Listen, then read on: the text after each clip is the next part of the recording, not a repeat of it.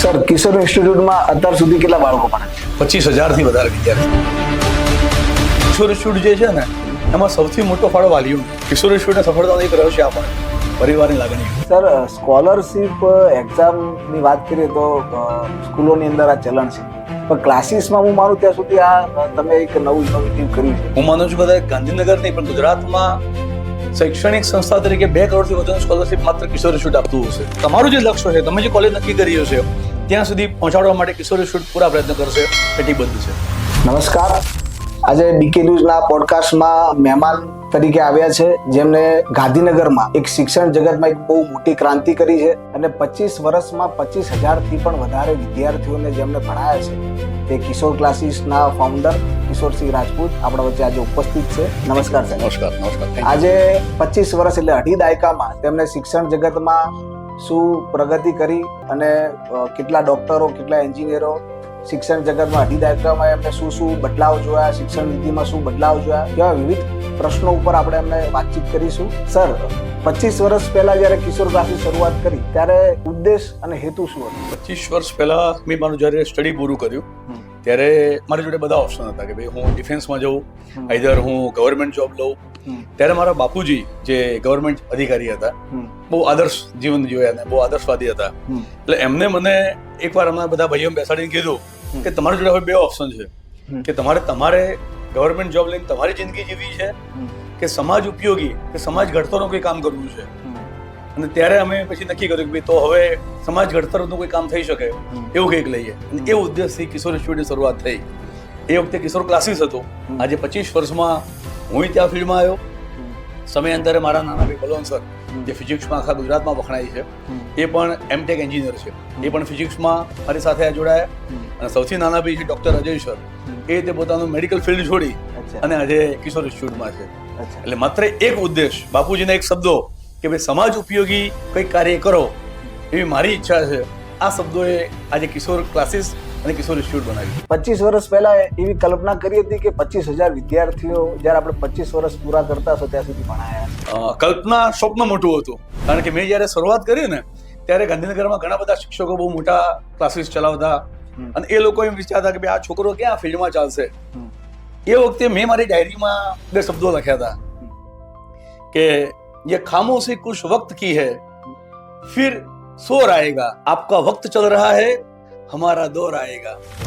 આ વિચારો સાથે જ્યારે મેં શરૂઆત કરી, અને સારી વસ્તુ એ છે કે દર 5 વર્ષે એક નવી એનર્જી, યંગ થિંક ટેન્ક મારી સાથે જોડાતા ગયા.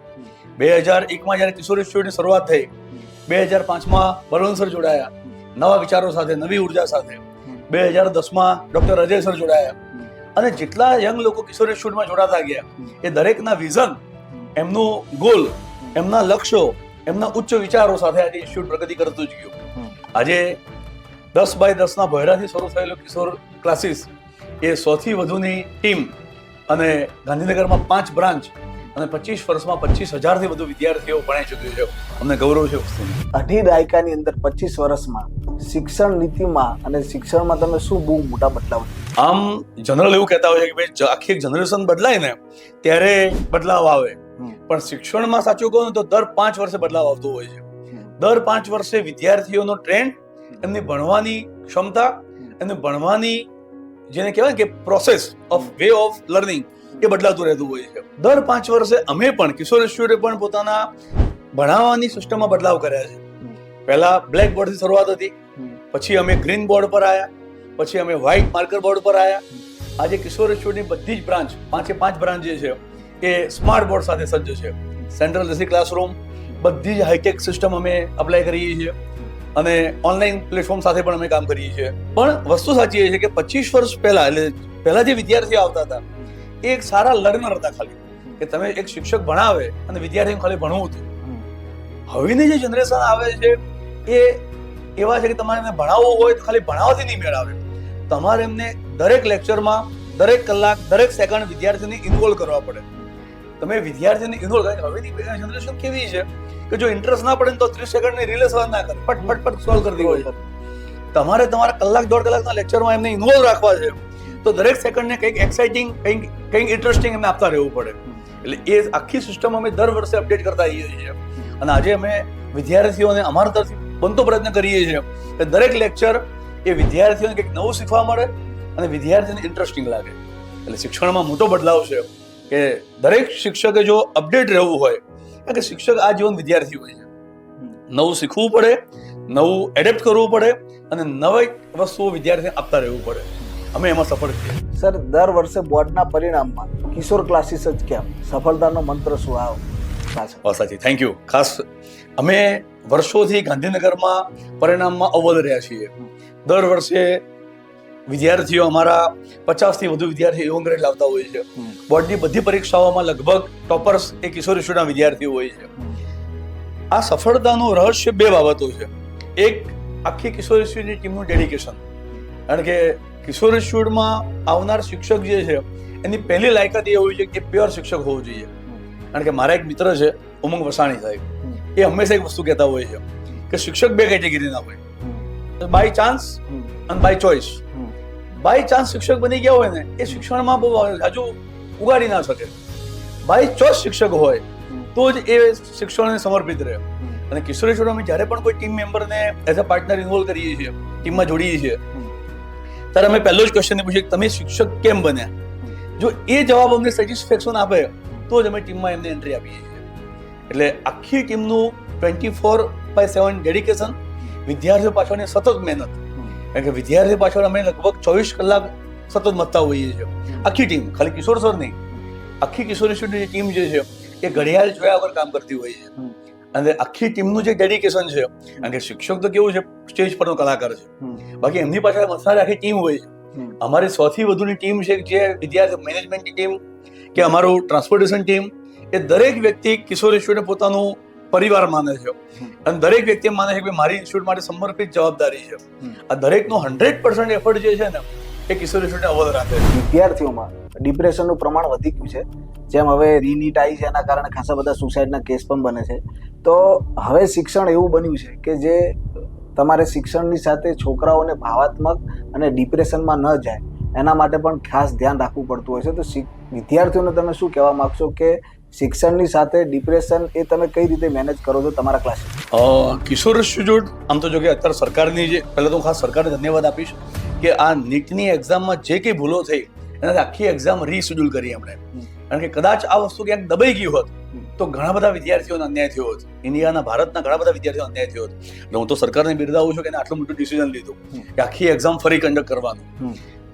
બીજું કે અત્યારની જનરેશનમાં વિદ્યાર્થીઓને ખાલી ભણાવો એ કોઈ પણ શૈક્ષણિક સંસ્થાની જવાબદારી નથી. વિદ્યાર્થીઓનું ઘડતર કરવું એ દરેક શૈક્ષણિક જેટલી સંસ્થાઓ છે એની જવાબદારી છે. કિશોર ઇન્સ્ટિટ્યૂટ વિદ્યાર્થીઓને સતત મોટિવેટ રાખતું હોય છે. અમે બધા જ તહેવારો ઉજવીએ છીએ, નાના નાના પ્રસંગો, તહેવારોની ઉજવણી કરીએ છીએ.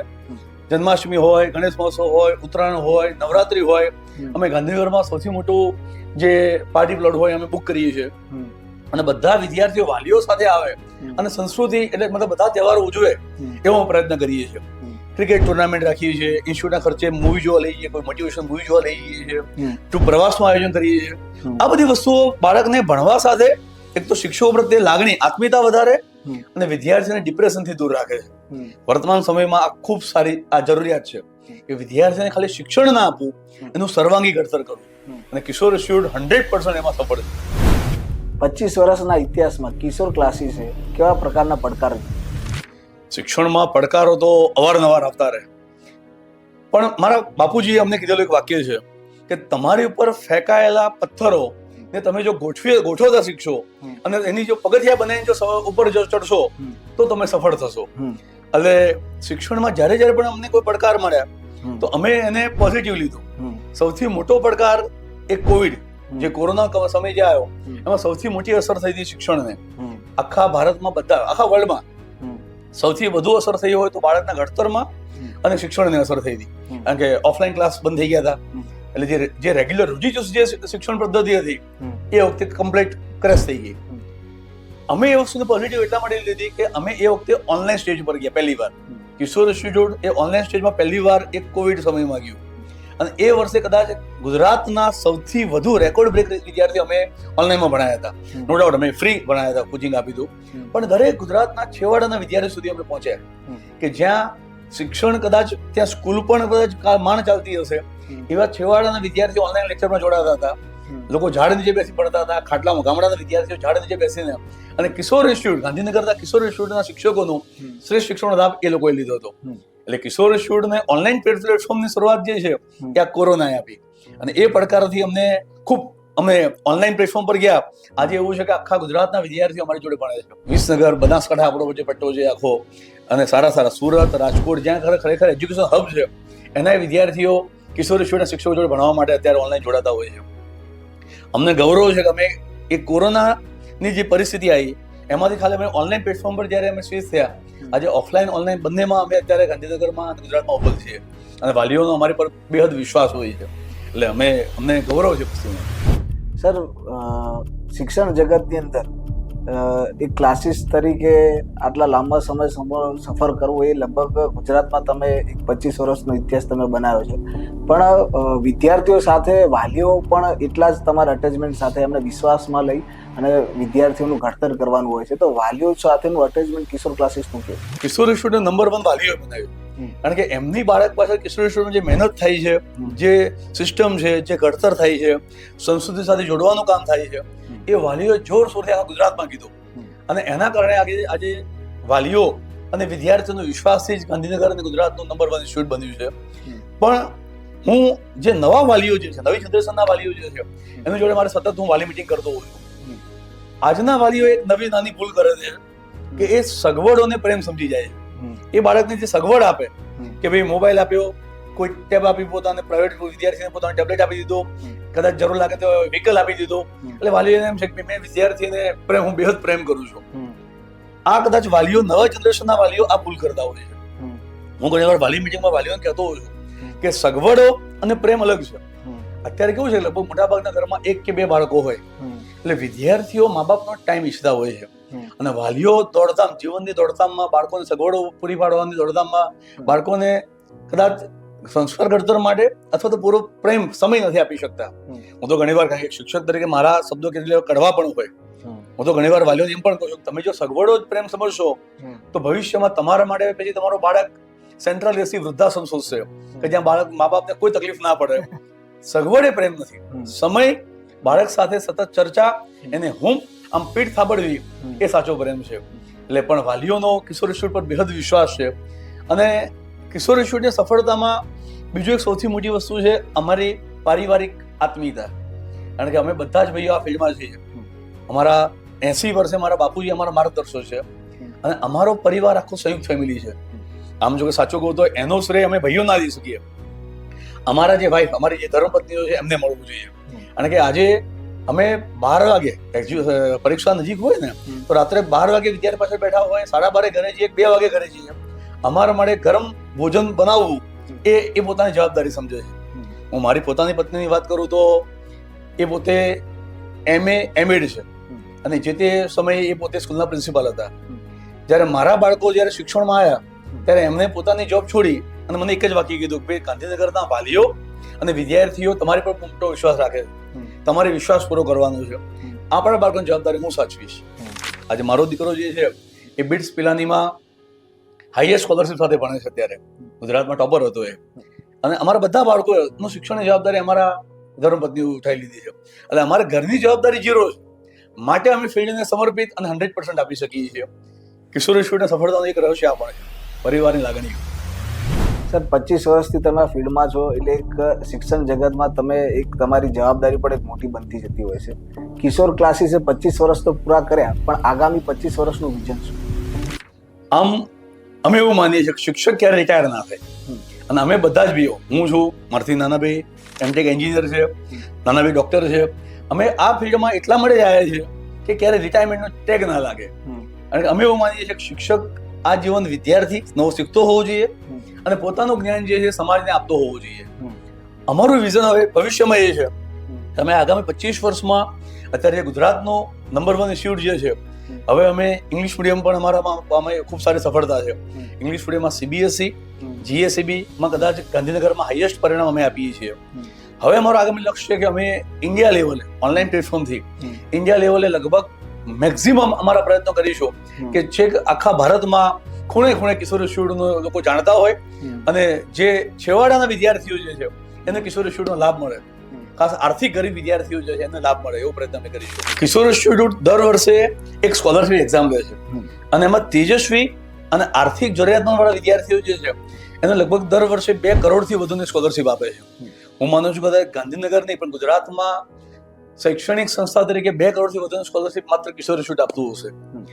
એની સાથે પાછું આપના બ્રોડકાસ્ટના માધ્યમથી હું એ કહેવા માંગુ છું કે અમે હવે દર વર્ષે કિશોર ઇન્સ્ટિટ્યૂટને આજે 25 વર્ષ પૂરા થયા, આજે અમે સિલ્વર જ્યુબિલી ઉજવી રહ્યા છીએ અને તમારા બ્રોડકાસ્ટના માધ્યમથી હું એક એનાઉન્સમેન્ટ કરીશ કે હવે અમે દર વર્ષે કિશોર ઇન્સ્ટિટ્યૂટને જેટલા વર્ષ પૂરા થશે એટલા ટકા સ્કોલરશિપ એ પહેલા 25, ધારો કે આજે 25 વર્ષ પૂરા થયા તો જે પહેલા 25 એડિશન જેટલા થયા એમને અમે 25% એડિશનલ જે સ્કોલરશિપમાં કિસેટમાં જીતે છે એમના પરિણામથી જીતે છે, બીજા અમે જે સ્કોલરશિપ આપતા હોઈએ છીએ. કારણ કે ગાંધીનગરમાં 10th માં જેટલા વિદ્યાર્થીઓ અમારે એવો ગ્રેડ લાવે છે એ દરેક વિદ્યાર્થી અમે 60,000નું ઇનામ આપીએ છીએ. લાસ્ટ યર બોર્ડ એક્ઝામમાં અમારા 75 વિદ્યાર્થીઓ એવો ગ્રેડ લાવ્યા હતા. અમે દરેકને 60,000 45 લાખ ખાલી ઇનામ ભેટ આપ્યા વિદ્યાર્થીઓને. પણ તમારા બ્રોડકાસ્ટના માધ્યમથી અમને એડિશનલ બીજા 25%, આ વર્ષે 25%, આવતા વર્ષે 26 વર્ષ થાય ત્યારે 26%, જ્યારે 50 વર્ષ હશે ત્યારે પહેલા 50 એડિશન જે નવા હશે અને 50% સ્કોલરશિપ અમે આપીશું ચોક્કસ. ધોરણ 10ના જે બોર્ડની પરીક્ષામાં વિદ્યાર્થીઓ જે પાસ થયા છે એ લોકોને તમે સ્ટ્રીમ પસંદ કરવા માટેની શું સલાહ આપો? તમારી વાત સાચી છે. ઘણીવાર બાળકો મા બાપના સપનાઓમાં પોતાનો જે રસ રુચિ હોય ને દબાઈ દેતા હોય છે. ઘણીવાર કેવું કે મમ્મી કહે કે ભાઈ તો ડોક્ટર બનજે, પપ્પા કહે કે ના તો એન્જિનિયર બનજે, એટલે બાળકને શું બનવું છે તો બોલે જ નહીં પછી કે મારે બી એક સારો કલાકાર બનવું છે, કે મારે એક આર્ટિસ્ટ બનવું છે, કે મારે એક પત્રકાર બનવું છે. આ વસ્તુ કરીને બોલતા જ નથી હોતા. હું એવું માનું છું કે દરેક વાલીએ પોતાના બાળકને એકવાર પૂછવું જ જોઈએ કે બેટા તારે શું બનવું છે, અને એનો જે રસ રુચિ હોય એ પ્રમાણે મા બાપે એને એ દિશામાં એને વાળવો જોઈએ, પ્રોત્સાહિત કરવો જોઈએ. કારણ કે હું હંમેશા કહું છું કે સમાજ એકલા ડોક્ટરોથી નહીં ચાલે, એકલા એન્જિનિયરથી નહીં ચાલે, એકલા સીએસસીએસથી નહીં ચાલે, સમાજને બધાની જરૂર છે. આજે હું તમને કહું કે મારી સાયકલથી શરૂ થયેલી સફળ જે છે ને કે આજે મર્સિડીઝ સુધી જે પહોંચી, મેં હમણાં જે મર્સિડીઝ લીધી એનું માત્ર કારણ એટલું કે મેં મારા ક્લાસમાં એકવાર વિદ્યાર્થીને પૂછ્યું કે ભાઈ આમાંથી ડોક્ટર કેટલાને થવું છે તો લગભગ 30% હાથ ઊંચો કર્યો, એન્જિનિયર કેટલાને થવું છે તો 20% હાથ ઊંચો કર્યો, આઈએએસ આઈપીએસ કેટલાને થવું છે તો 20% હાથ ઊંચો કર્યો. હું બધા જ હોદ્દા બોલી ગયો, ડિફેન્સ બોલી ગયો, પત્રકાર બોલી ગયો, કલાકાર બોલી ગયો, સિંગર બોલી ગયો. છેલ્લે હું બોલે શિક્ષક કેટલાને થવું છે તો ક્લાસમાં એક પણ હાથ ઊંચો ના થયો. ત્યારે મને થયું કે ખરેખર સમાજના ઘડવૈયા તો શિક્ષકો જ છે. જો ભવિષ્યમાં કોઈ શિક્ષક જ નહીં થાય તો ઘડવૈયાઓ જ નહીં હોય તો સમાજ ઘડતર કેવી રીતે થશે? અને ત્યારે પછી મેં અને મારા ભાઈઓ ડિસાઇડ સાહેબ હવે આપણે મર્સિડીઝ લઈશું અને બધા મર્સિડીઝમાં ફરીશું. સમાજને ખબર પડી છે કે શિક્ષકોએ તે સગવડો સાથે જીવી શકે. જો આવડત છે, તમે પ્યોર શિક્ષક છો, સિદ્ધાંતો સાથે કામ કરો છો, સમાજ ઉપયોગી છો, તો શિક્ષક કંઈ ગરીબ હોય એવું જરૂર નથી કે તમારે જો શિક્ષક થતો તો વેગેનરમાં જિંદગી કાઢવી પડશે એવું નથી. સગવડો શિક્ષક પાસે હોય તો મારા વિદ્યાર્થીઓ સપનું ત્યારે જ જોશે કે મારે ભાઈ સમાજ ઘડવૈયા બનવું છે, એક શિક્ષક થવું છે, જ્યારે એ મને મર્સિડીઝમાં ફરતો જોશે. આ એક વસ્તુએ મને મર્સિડીઝ લાવવા માટે મજબૂર કર્યો. એટલે અને હું વાલીઓને પણ એ કહું છું ખરેખર તમારે બાળકને એકવાર પૂછવું જોઈએ બેટા તારે શું બનવું છે, પછી પોતાના વિચારો થોપવા ના થોપવા ડિસિઝન લેવું. સર, સ્કોલરશિપ એક્ઝામની વાત કરીએ તો સ્કૂલોની અંદર આ ચલણ છે, પણ ક્લાસીસમાં હું માનું ત્યાં સુધી આ તમે એક નવું ઇનોવેટિવ કર્યું છે. તો આ કિસેટ તમે જે લો છો એના પાછળનું શું મોટિવ છે? કારણ કે ઘણીવાર કેવું હોય છે કે શિક્ષણ મોંઘું થઈ ગયું, શિક્ષણ મોંઘું થઈ ગયું, આવું સમાજમાં વાત તો ચાલતી હોય. ખરેખર શિક્ષણ મોંઘું થઈ ગયું શું નથી કહેતો. સેલ્ફ ફાઇનાન્સ સ્કૂલો અત્યારે સરકારી સ્કૂલોની પરિસ્થિતિ આપણે જાણીએ છીએ, એની સામે સેલ્ફ ફાઇનાન્સ સ્કૂલો જે છે એમાં શિક્ષણ મોંઘું હોય છે. પણ એ વાલીઓ પોતે પસંદ કરે કે મારા બાળકને મારે સેલ્ફ ફાઇનાન્સમાં ભણાવો, સરકારીમાં ભણાવવું છે.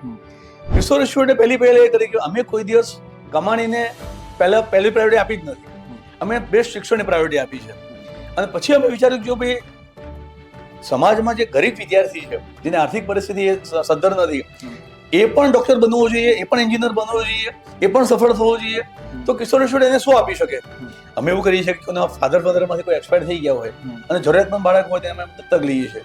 જેના વાલી ડિફેન્સમાં હોય, જે દેશ સેવા કરે છે, એમના વાલીઓને અમે મેક્સિમમ ડિસ્કાઉન્ટ આપતા હોઈએ છીએ. અને સાથે પછી એવું કરીએ છીએ કે કિસેટ એક્ઝામ એટલા માટે કે તેજસ્વી વિદ્યાર્થી ભણવા માંગે છે તો એને આર્થિક બર્ડન ક્યાંય એને અટકાવવું ના હોવું જોઈએ, અને સફળતા વચ્ચે એક દિવાલ ના બનવી જોઈએ. એટલે અમે દર વર્ષે આખા ગુજરાતના વિદ્યાર્થીને કિસેટ એક્ઝામ દઈએ છીએ અને એમાં જેટલા વિદ્યાર્થીઓ ટોપ 3, ટોપ 5 માં આવે એને અમે હજારોની સ્કોલરશિપ આપીએ છીએ. વર્ષે લગભગ 2 કરોડથી વધુ સ્કોલરશીપ અમે દર વર્ષે વિદ્યાર્થીઓને આપીએ છીએ. કમાણી ઓછી કરીએ છીએ અને સમાજને કંઈક ઉપયોગી થવા પ્રયત્ન કરીએ છીએ. સર, આ તો સ્કોલરશિપની વાત થઈ ગઈ.